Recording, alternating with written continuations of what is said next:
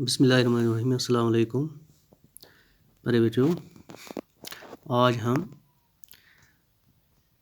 English class 5 lesson number جو 2 ہم نے کل پڑھا ہے اس کے ہم آج ایکسرسائز کرنے جا رہے ہیں کہ کچھ کوشچن آنسرز ہیں. جیسے کہ question number 1 answer the questions. Question number 1 Who was Surya Singh? Who did he meet on his way? سوریہ سنگھ کون تھا؟ اس کو راستے میں کون ملا تھا؟ آنسر اس کا ہے Surya Singh was the prince of Manipur. Surya Singh منی پور کا شہزادہ تھا. He met a weak and tired looking man sitting on the roadside. راستے میں اس کو ایک کمزور تھکا ماندہ شخص ملا، اجنبی ملا تھا جو روڈ کے سائڈ بیٹھا ہوا تھا. Question number 2 how did Surya Singh help the traveller. Traveller کون ہوا؟ یہ جو مین تھا، تھکا ماندہ مین آدمی تھا، یہی ٹریولر ہے. تو سوریہ سنگھ نے اس کی مدد کیسے کی؟ آنسر اس کا ہے Surya Singh helped the traveller by asking him to ride the horse and show him the way to Delhi city. Surya Singh نے اس کی اس طرح مدد کی کہ اسے کہا کہ چلو آپ میرے گھوڑے پر سوار ہو جاؤ اور مجھے دہلی جانا ہے اور مجھے وہاں کا راستہ دکھاؤ. Question number 3 where they two men go to the settle the dispute. اور جب ان کو آپس میں جھگڑا ہوا، جب وہ اپنے منزل پر تک پہنچ گئے تھے تو آپس میں جھگڑا ہوا. جیسا کہ وہ ٹریولر تھا، وہ دعویٰ کر رہا تھا کہ یہ میرا گھوڑا ہے اور بیربل کہہ رہا تھا میرا گھوڑا ہے. جب آپس میں ان میں ایک ڈسپیوٹ، ایک جھگڑا پیدا ہوا تو وہ دونوں وہ اپنا جھگڑا لے کر کہاں گئے؟ The two man went to the judge Birbal to settle the dispute. وہ دونوں کہاں چلے گئے؟ ایک جج کے پاس جس کا نام تھا بیربل، اپنا وہ مسئلہ حل کرنے کے لیے.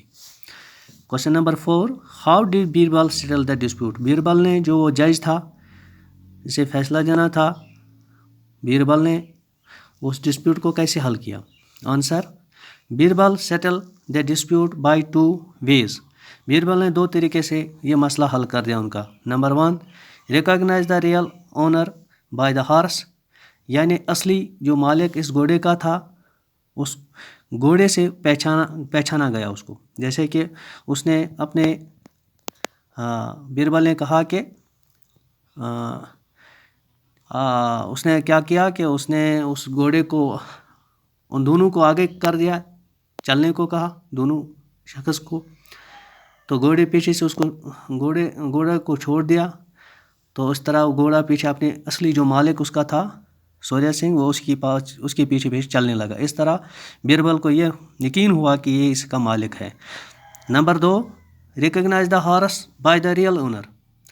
اب دوسرا طریقہ یہ تھا کہ بیربل نے اسٹیبل میں رکھا گھوڑے کو، بہت سارے گھوڑوں میں ان کو ملا کر رکھ دیا اس کو، گھوڑے کو بھی. تو اس طرح ان دونوں کو کہا کہ آپ اپنا گھوڑا پہچان لو.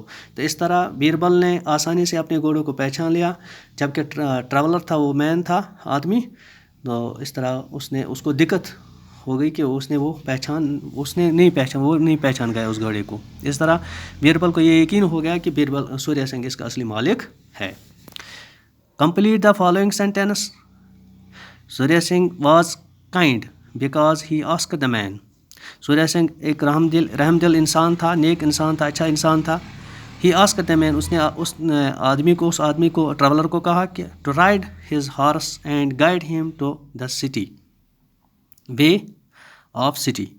تو اس نے کیا کیا؟ اس نے کہا کہ آپ گھوڑے پر سوار ہو جاؤ اور مجھے شہر کا راستہ دکھاؤ.